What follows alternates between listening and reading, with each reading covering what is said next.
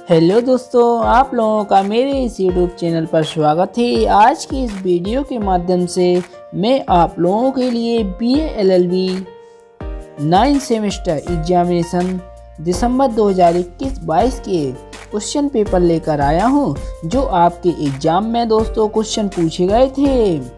आज का सब्जेक्ट है दोस्तों इंटेलेक्चुअल प्रॉपर्टी, सेकंड कॉपीराइट दोस्तों, यानी कि IPR सेकंड में दोस्तों आपके एग्जाम में कॉपीराइट से क्वेश्चन पूछे गए थे।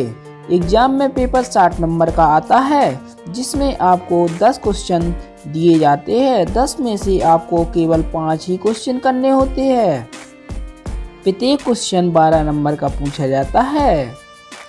चलिए दोस्तों, अब हम जानते हैं कि कॉपीराइट से पहला क्वेश्चन हमारे एग्जाम में कौन सा पूछा गया था।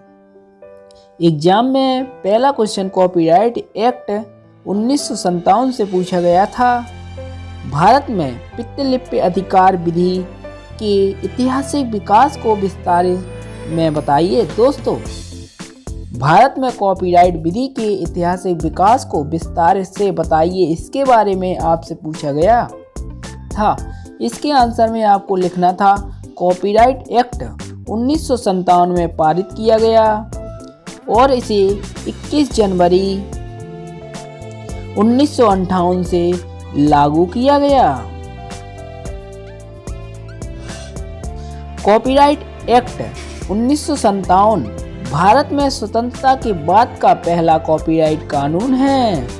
1957 से कॉपीराइट एक्ट में अब तक 6 बार दोस्तों संशोधन किए जा चुके हैं। इसके बाद दोस्तों इसमें 15 अध्याय है और 79 सेक्शन हैं, यानी कि 79 धाराएं हैं। इस सब को आपको इस प्रश्न के उत्तर में लिखना था। इसके बाद दूसरा क्वेश्चन दोस्तों पूछा गया था, प्रतिलिपि अधिकार से आप क्या समझते हैं? प्रतिलिपि अधिकार के ढंग की विवेचना कीजिए, यानी कि कॉपीराइट से आप क्या समझते हैं। अगला क्वेश्चन तीसरा, प्रतिलिपि अधिकार के प्रथम स्वामी से आप क्या समझते हैं? विवेचना कीजिए, यानी कि किसी रचना और कृति को किसी ने लिखा है, वह उसका प्रथम स्वामी होता है, उससे आप क्या समझते हैं? इसे कॉपीराइट कानून 1957 की धारा 17 में परिभाषित किया गया है। इसमें आपको धारा 17 को परिभाषित करना था। इसके बाद अगला क्वेश्चन चौथा पूछा गया था, प्रतिलिपि अधिकार का उल्लंघन कब होगा? प्रतिलिपि अधिकार का उल्लंघन होने पर क्या अनुतोष प्रदान किया गया है? दोस्तों, इसमें आपको प्रतिलिपि अधिकार का उल्लंघन कब होगा, इसमें धारा 51 के बारे में लिखना था। इसके बाद 5वां क्वेश्चन पूछा गया था, प्रतिलिपि अधिकार के प्रथम स्वामी के अधिकारों की विवेचना कीजिए, यानी कि 5वां क्वेश्चन कहता है प्रतिलिपि अधिकार, कॉपीराइट का जो प्रथम स्वामी होता है उसके पास कौन कौन से अधिकार होते हैं, उसकी विवेचना कीजिए।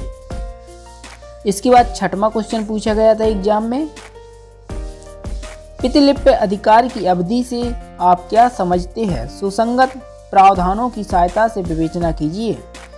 कॉपीराइट की अवधि को कॉपीराइट एक्ट के 1957 के अध्याय 5 में परिभाषित किया गया है। इसे धारा 22 से 29 तक परिभाषित किया गया है। दोस्तों, धारा 22 कहती है कॉपीराइट की अवधि 60 वर्ष तक होगी, यानी कि जो कॉपीराइट की अवधि है और मृत्यु के पश्चात भी 60 वर्ष तक होगी। और धारा 23 कहती है अनाम और छद्म नाम के लिए अवधि भी 60 वर्ष होगी। धारा 24 कहती है मृत्यु उपरांत कॉपीराइट की अवधि, यानी कि किसी व्यक्ति की मौत हो चुकी है तो भी कॉपीराइट की अवधि उसकी मौत के बाद भी 60 वर्ष तक होगी। धारा 25 तस्वीरों में, यानी कि फोटोग्राफ में कॉपीराइट की अवधि भी 60 वर्ष तक होगी। धारा 26 कहती है छायांकन फिल्मों में कॉपीराइट की अवधि 60 वर्ष तक, यानी कि चलचित्र में कॉपीराइट की अवधि 60 वर्ष तक होगी। इसके बाद धारा 27 कहती है ध्वनि रिकॉर्डिंग। आप किसी की ध्वनि रिकॉर्डिंग करते हैं उसमें भी कॉपीराइट की अवधि 60 वर्ष तक होगी। इसके बाद धारा 28 कहती है कि सरकारी कार्यों में कॉपीराइट की अवधि, यानी कि जो सरकारी कार्यकलाप होते हैं, कार्य किए जाते हैं सरकार के द्वारा, उनमें भी कॉपीराइट की अवधि 60 वर्ष तक होगी। इसके बाद धारा 29 कहती है कि अंतर्राष्ट्रीय संगठनों के कार्यों में, जो अंतर्राष्ट्रीय स्तर पर जो कार्य होते हैं उनमें भी कॉपीराइट की अवधि 60 वर्ष तक होगी। दोस्तों, इस 6वें क्वेश्चन में इन सभी धाराओं को आपको इसके आंसर में लिखनी थी, जिससे आपको पूरे नंबर दिए जाते। इसके बाद अगला क्वेश्चन पूछा गया था 7वां, कॉपीराइट का उल्लंघन कब नहीं माना जाएगा? सुसंगत प्रावधानों की सहायता से विवेचना कीजिए। कॉपीराइट का उल्लंघन कब नहीं माना जाएगा? इसमें आपको धारा 52 के बारे में लिखना था। इसके बाद अगला क्वेश्चन 8वां, प्रतिलिपि अधिकार के समानुदेशन से आप क्या समझते हैं? सुसंगत प्रावधानों की सहायता से इसके ढंग एवं आवश्यक तत्व की विवेचना कीजिए। दोस्तों, 8वें क्वेश्चन में आपको धारा 18, 19 को परिभाषित करना था। इसके बाद अगला क्वेश्चन पूछा गया था 9वां,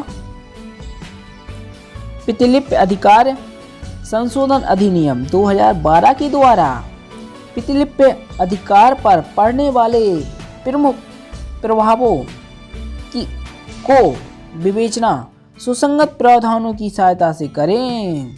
इसके बाद अगला क्वेश्चन दोस्तों 10वां, जो पूछा गया था एग्जाम में, संक्षिप्त में टिप्पणी लिखिए किसी दो पर, यानी कि किन्हीं दो पर टिप्पणी लिखिए। अनुकूल कलात्मक कृति को धारा 2C में परिभाषित किया गया है। नाट्य कृति को धारा 2J में परिभाषित किया गया है। अतिलंघनकारी कृति, दोस्तों किन्हीं दो पर आपको टिप्पणी लिखनी थी 10वें क्वेश्चन में। दोस्तों, इस प्रकार एग्जाम में 10 क्वेश्चन पूछे जाते हैं। आने वाले समय में जिनका भी एग्जाम है उनकी एग्जाम में भी इन्हीं 10 क्वेश्चन में से कम 4 या 5 क्वेश्चन तो दोस्तों रिपीट ही किए जाएंगे, क्योंकि जो महत्वपूर्ण क्वेश्चन होते हैं उन्हीं क्वेश्चनों को बार बार रिपीट किया जाता है दोस्तों। और आपने दोस्तों मेरे इस चैनल को अभी तक लाइक नहीं किया है तो लाइक कर दीजिए और सब्सक्राइब कर दीजिए। अगर आपको किसी भी प्रकार की परेशानी जाती है किसी सब्जेक्ट में तो आप हमारे कमेंट बॉक्स में कमेंट कर सकते हो और व्हाट्सएप नंबर पर भी आप मैसेज कर सकते हैं। दोस्तों धन्यवाद। जय हिंद, जय भारत।